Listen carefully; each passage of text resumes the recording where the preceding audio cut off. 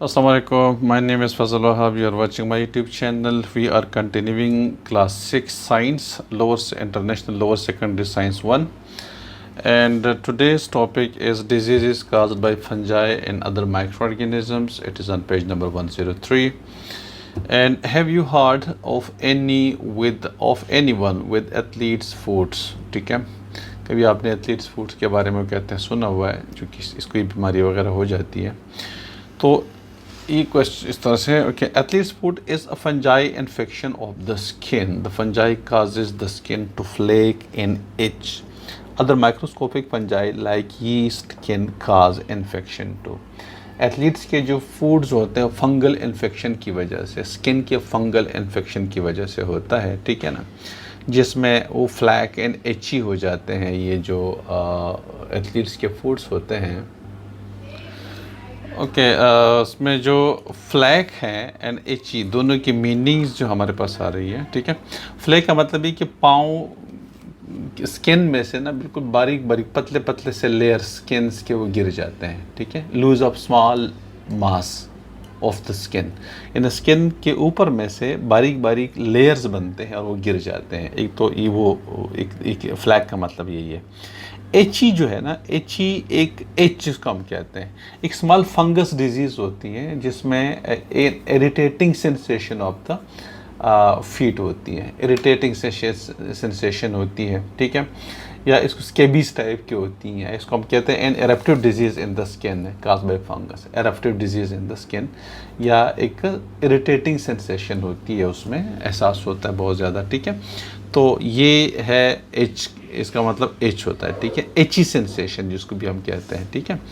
तो other microscopic fungi like yeast can cause infection too. Yeast एक और microscopic fungi है और ये भी इन्फेक्शन जो है वो काज करते हैं। बिसाइड बैक्टीरिया, ठीक है, beside bacteria and fungi there are other types of microorganisms which can cause diseases है। बैक्टीरिया और फंजाई के अलावा दूसरे माइक्रोऑर्गेनिजम्स होते हैं जो कि बीमारियां काज करते हैं। Malaria is a deadly disease caused by microorganisms called plasmodium and it is transmitted by mosquito.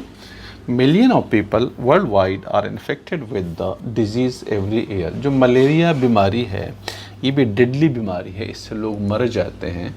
और ये भी एक प्लाज्मलेरिया है।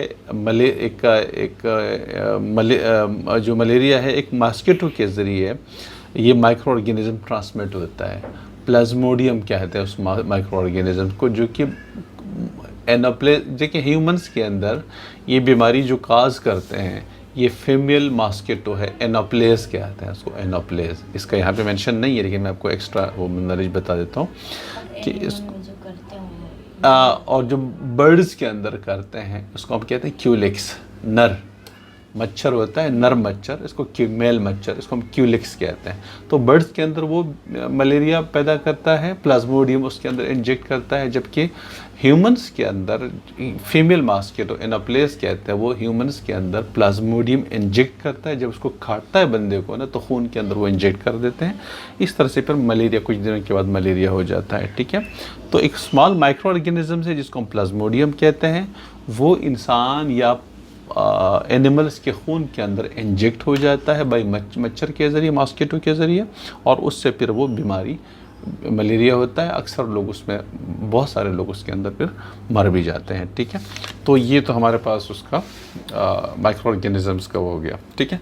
अब हम ट्रीटमेंट पढ़ते हैं कि ट्रीटमेंट, क्योर एंड प्रिवेंशन हम किस तरीके से कर सकते हैं।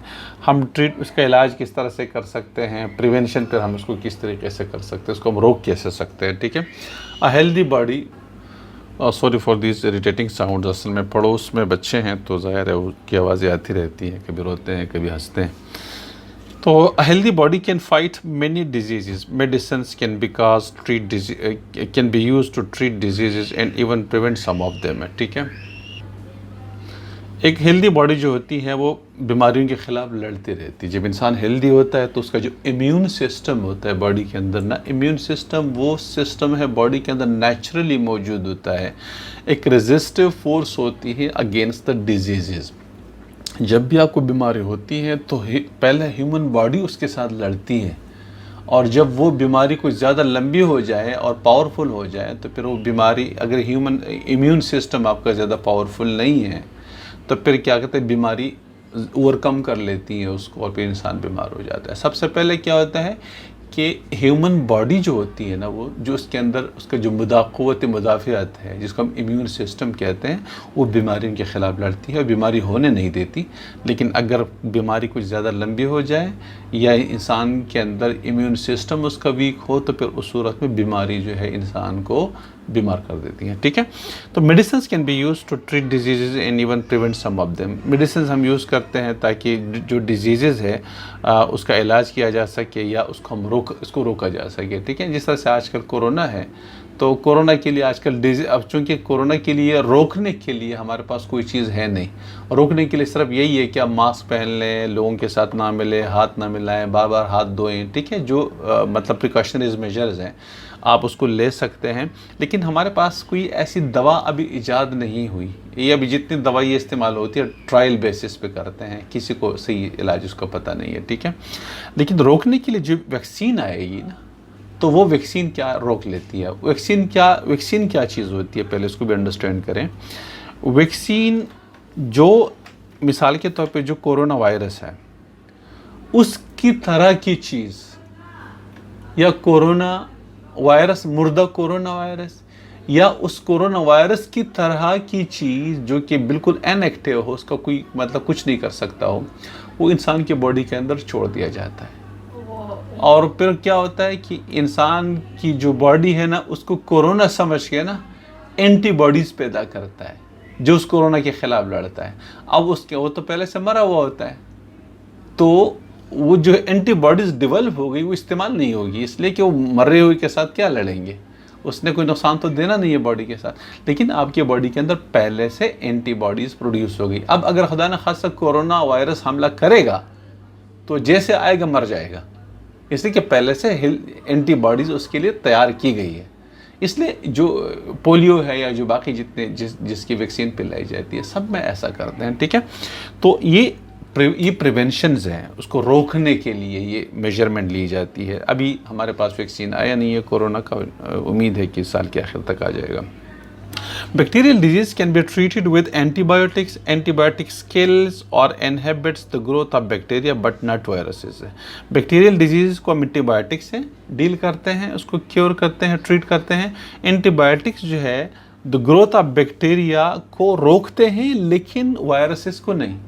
एंटीबॉडी से आप बैक्टीरिया को स्टॉप कर सकते हैं लेकिन वायरस को नहीं, क्योंकि वायरस की वो नहीं है। Viral and fungal diseases can be treated with anti viral and anti fungal medicine respectively.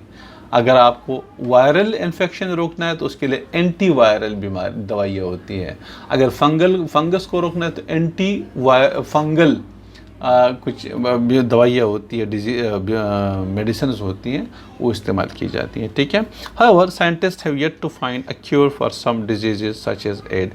अभी तक साइंटिस्ट जो है एड जैसे बीमारियों के लिए, बहुत सारी बीमारियाँ ऐसी हैं जिसके लिए अभी साइंटिस्ट स्ट्रगल कर रहे हैं और कोई दवाई ढूंढने की कोशिश कर रहे होते हैं। ठीक है, उसके लिए prevention is always better than cure. ठीक है, जो प्रिवेंशन है ये हमेशा के लिए इलाज से बेहतर होता है। एहतियात कहते हैं ना, एहतियात इलाज से बेहतर है। अगर आप एहतियात करेंगे तो बीमारी होगी नहीं, ठीक है ना, लेकिन एहतियात नहीं करेंगे तो बीमारी तो होगी। अगर आप गले सड़े फूड और फ्रूट और कुछ चीज़ें भी खाते हैं बाहर रोड के किनारे, जो मतलब मिट्टी उड़ रही होती है और चीज़ें पड़ी होती हैं, पकौड़े और बाकी चीज़ें बिकती हैं, अगर वो खाएंगे तो ज़ाहिर है उसके ऊपर तो वायरस होते हैं, क्योंकि सारे मिट्टी धुल उसके ऊपर आके बैठ जाती है और फिर जाके उधर ही बैठ के खाना शुरू करते हैं। जैसे लोग मैंने देखे हैं वे रोड के किनारे कुर्सियाँ लगा के बैठे होते हैं, चाय पी रहे होते हैं। ठीक है, तो ज़ाहिर है इनको बीमारी तो होगी। अगर आप एहतियात करेंगे, हाथ धोएंगे प्रॉपरली और अपने फूड को, जो आपकी फूड है उसको यानी ढांप के रखेंगे, साफ़ सुथरा फूड रखेंगे, ताज़ा फूड रखेंगे, खाना वगैरह खाएंगे तो बीमारी नहीं होगी। ठीक है, तो बहरहाल ये उसके लिए, तो इसलिए कहते हैं कि इलाज से एहतियात बेहतर है। Since infection diseases can be passed from one person to another, one simple way of prevention is not to go too close to infected person or share personal belongings such as toothbrushes, razors and towels. एक तरीका, चूँकि जो infectious disease होती है वो एक बंदे से दूसरे बंदे को लगती है, तो एक बेहतरीन प्रिवेंशन ये है, आप क्यों एहतियात ये है ठीक है ना। एहतियात प्रिवेंशन ये है कि आप उन लोगों के पास ही ना जाएं, उनको टच ना करें, क्लोज ना जाएं उनके पास। उनके जो बिलोंगिंग्स हैं जो यूज़ करते हैं वो, उनको आप यूज़ ना करें। जैसे तौलिया है, रेज़र है, टॉवल, उसके अलावा जो या साबुन है या टूथब्रश है वगैरह, उन चीज़ों का आप यूज़ ना करें जो यूज़ कर रहे होते हैं। तो इस तरह से अगर आप ये एहतियात करेंगे, घर में भी हो सकता है ना, बंदा घर में कोई बंदा बीमार हो गया, ज़ुकाम हो गया उसको, तो आप उनके करीब न जाए, उनके साथ खाना न खाए। वो जिस बर्तन में खाना पीना वगैरह करते हैं तो उसको उससे थोड़ा सा कुछ दिनों के लिए जब तक वो दुरुस्त नहीं होता, तो सेहतमंद नहीं होता, उस वक्त तक आप थोड़ा सा अवॉइड करें उनके पास जाने से, उनकी चीज़ों को इस्तेमाल करने से, ठीक है। तो इसलिए कह रहे हैं some time infectious disease can be prevented by vaccination, ठीक है। ये हम पहले अभी थोड़ी देर पहले हमने डिस्कस किया कि जो इन्फेक्शियस डिजीज़ होती है वैक्सीनेशन के ज़रिए उसको प्रिवेंट की जा सकती है, रोकी जा सकती है। इन विच अ वीकन और dead form of the germs that cause these diseases is introduced into the body orally or by injection। इसमें क्या करते हैं, डिस्कस कर लिया कि डेड जर्म्स होते हैं जो बीमारी पैदा करते हैं, वो जर्म जो बीमारी पैदा करते हैं उसके डेड जर्म्स को, जो मुर्दा हालत में होते हैं या वीक जो होते हैं, वो इंसान की बॉडी के अंदर छोड़ दिए जाते हैं। इस तरह से एंटीबॉडीज़ प्रोड्यूस होती है। द वीकन और dead germs will train the body to fight against the real germ should they invade it.